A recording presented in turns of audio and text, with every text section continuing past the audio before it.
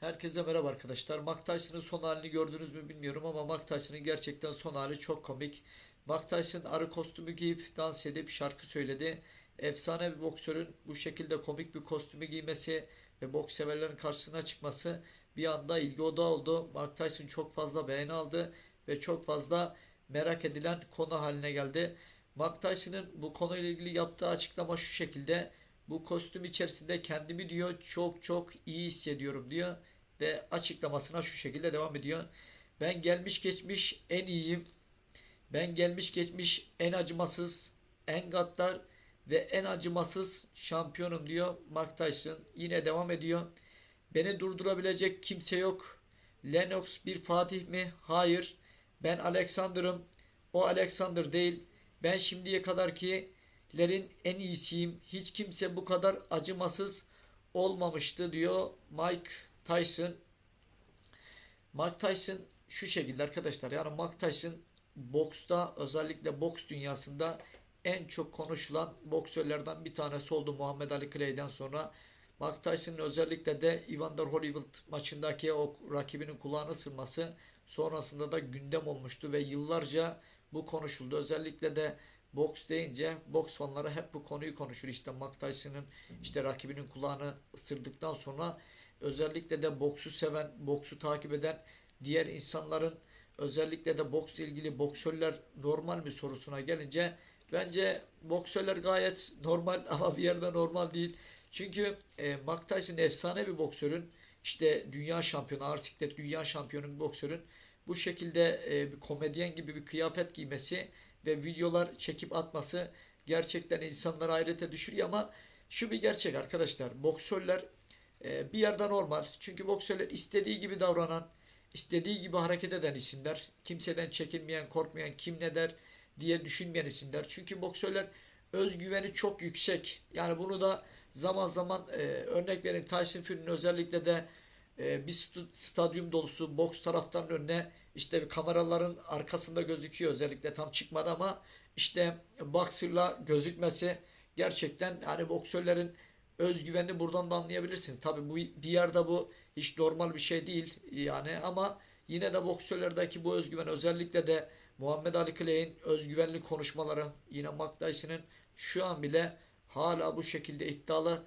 konuşmaları ama şu şekli çektiği kıyafetle de insanlar şunu diyor. Bu nasıl artiklet, bu nasıl boksör, işte bu komedyen diyebilir ama özellikle de biz boksörler istediğimiz gibi hareket etmeyi severiz. Doğal hareket etmeyi, işten hareket etmeyi, insanları güldürmeyi, dikkati üzerimize çekmeyi. Yani boksörlerin genel olarak duruşu bu şekildedir. Yüzümüzde bazen bakarsınız nedensiz bir şekilde nasıl söyleyeyim durgun bir duruşumuz olur. Kendimizden emin böyle düşünürüz, bir şeyleri düşünürüz. Sert bir duruşumuz olabilir. Ama birisi bize sadece dokunduğu zaman veya bir soru sorduğu zaman gerçekten çok içten, çok samimi cevaplar veririz. Yani Mike Tyson da o şekilde, Muhammed Ali Clay de o şekilde hangi efsane olmuş boksör, özellikle de boks ringlerinde başarılı olmuş birçok isime bakın. Hepsi de samimidir, içtendir ve çok etkileyici cevaplar verebilir. Özellikle de Mike Tyson'ın Floyd Mayweather ile ilgili sorulan sorulara nasıl cevaplar verdiğini gördünüz. İşte diyor ufacık korkak bir adam diyor. İşte diyor o diyor eğer ki diyor insanlardan korkmasa diyor çocuğun eline alıp elinden tutup okula tek başına götürür diyor. Yani o diyor insanlardan diyor özellikle diyor halktan diyor kendisini koruyor diyor ama diyor biz diyor insanların yanındayız. İnsanlar bizim yanımızda yer alıyor diyor. Yani bu şekilde güzel cevapları var. Cevaplar veriyor Mike Tyson. Korkusuz bir şekilde cevaplar veriyor. Aynı şekilde Muhammed Ali Clay de öyle. Biz de öyle. Genel olarak beni de bakın yaptığım yorumlarda çok özgüvenli, çok gerçekçi, çok samimi açıklamalarda bulunurum bazen. Bazen de çok komik gelebilirim. Özellikle de boksu anlatırken örnek vereyim hani bazı arkadaşlar şunu diyebilir. Erdal abinin bunlarla ne işi var işte kendini anlatsa daha iyi diyebilir ama bu da bizim alanımızda boksun içinde ne varsa biz onu konuşuruz. Boks analizi mi, boksla ilgili çıkan haberler mi veya boksla ilgili bir konu mu var biz bunları söyleriz. Özellikle de şu bir gerçek. Boksörler bir yerde normal olsa da arkadaşlar bir yerde değil. Bazen çok merhametli, çok yumuşak ama da bazen de çok acımasız olabiliyoruz. Bu yüzden boksörlere boksörlerle konuşurken, boksörlerle tartışırken dikkat edin konuştuğunuz cümlelere. Yani onlar gerçekten size her konuda yardımcı olacaktır. Bir boksör size elinizden tutacaktır. Ne olursa olsun her zaman haklının yanında olacaktır. Ama tabi bazen de haksızın yanında olan boksörler de olacaktır. Ama genel olarak boksörlerin bir duruşu vardır. Asil duruşludur. Kendinden emin ve haklı kimse onun yanındadır. Doğru neyse onu söyler. Kesinlikle kimseden çekinmez.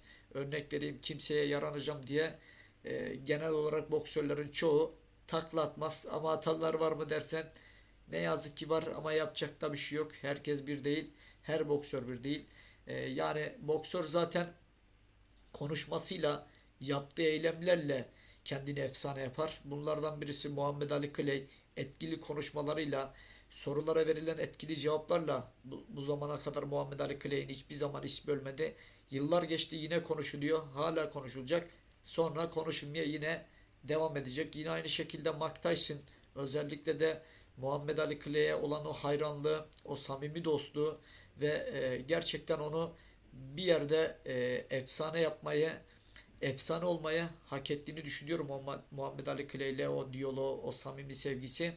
Yine aynı şekilde özellikle de Artur Beterbiyev'in Çinlilerin reklamını yapmam deyişi, Müslümanlara karşı zulmediyor deyişi, doğal olarak da Artur Beterbiyev'in de bundan sonraki yapacağı bir eylem daha, bir veya iki eylem daha Artur Beterbiyev'i de efsane yapacaktır bence. Şimdilik Mike Tyson'la ilgili söyleyeceklerim bu kadar. Kendinize çok iyi bakın. Yine bir sonraki videoda görüşürüz. Hoşça kalın.